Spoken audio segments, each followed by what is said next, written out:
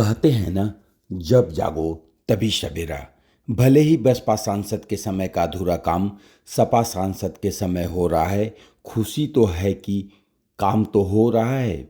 मऊ जनपद में विकास की इस गाथा में भले ही हाथी वाले सांसद जी बदल गए और साइकिल वाले सांसद जी आ गए, लेकिन जिस प्रधानमंत्री ग्राम सड़क योजना के तहत सड़क बननी थी वर्ष 2023 में ही और वह नहीं बन सकी, घोसी के सपा सांसद राजीव राय के कड़े तेवर और अल्टीमेटम के बाद उसे 6 माह में पूरा करके 2025 में ही लोकार्पण करा लिया गया और उसे जनता जनार्दन को सौंप दिया गया। इससे ज़्यादा खुशी और क्या हो सकती है।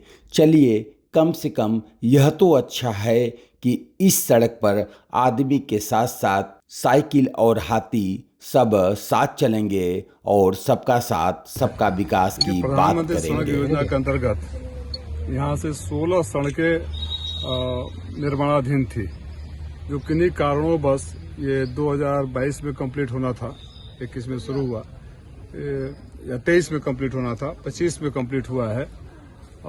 जब हमने पहली बैठक लिया था तो अधिकारियों से कहा था कि जो भी है पीछे क्या हुआ, क्यों डिले हुआ, मैं उसमें नहीं जा रहा हूं, लेकिन 6 महीने के अंदर अगली सड़कें कंप्लीट होनी चाहिए, नहीं तो जो मेरे हाथ में होगा वो कार्रवाई करूंगा। मैं अधिकारियों को धन्यवाद देना चाहता हूं कि उन्होंने मेरे दिए हुए समय के अंतर्गत सारी सड़कों का कर दिया। विकास का काम अगर समय से हो तो जनता को लाभ होता है, देर से हो तो उसको कहीं न कहीं जनता को झेलना पड़ता है। तो आज 16 सड़कें प्रधानमंत्री सड़क योजना के अंतर्गत ये और 4 जो लिंक रोड है निचाई का, काछी और कला और कोपागंज का, वो आज मुझे खुशी है कि अपने अल्प कार्यकाल में मैंने इतने लंबित कार्य जो थे, हमारा क्या है सांसद आज जनप्रतिनिधि का काम है जो सड़कें जो विकास कार्य समय पर पूरा ना हो रहा हो उसको पूरा करवाना, आए उसको फॉलोअप करवाना।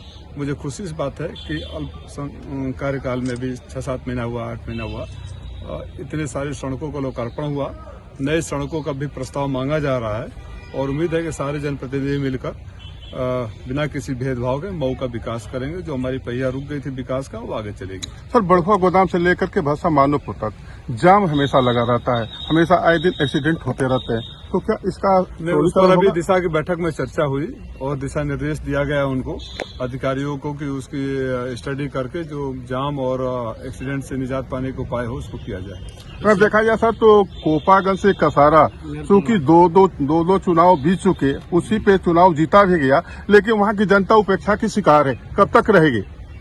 नहीं, जनता उपेक्षा की सरकार है शिकार यहाँ से तो चला गया। वहाँ लखनऊ में जो लोग बैठे हैं उनकी जिम्मेदारी बनती है कि बजट पास करा कर भेजें। हम सारे लोग मिलकर उसके लिए प्रयास करेंगे। मैं कभी विकास कार्यों में पार्टी या व्यक्तिगत आरोप प्रत्यारोप में यकीन नहीं रखता हूँ। अब ये दुर्भाग्य है कि हमारे यहाँ तो वहाँ सरकार में भी लोग हैं, लेकिन इतने समय से अगर लंबित है तो मैंने भी प्रमुख सचिव से बात किया है, मैंने मुख्यमंत्री जी को पत्र भी लिखा है। उम्मीद है कि वो भी कार्य जल्दी कंप्लीट हो जाएगा।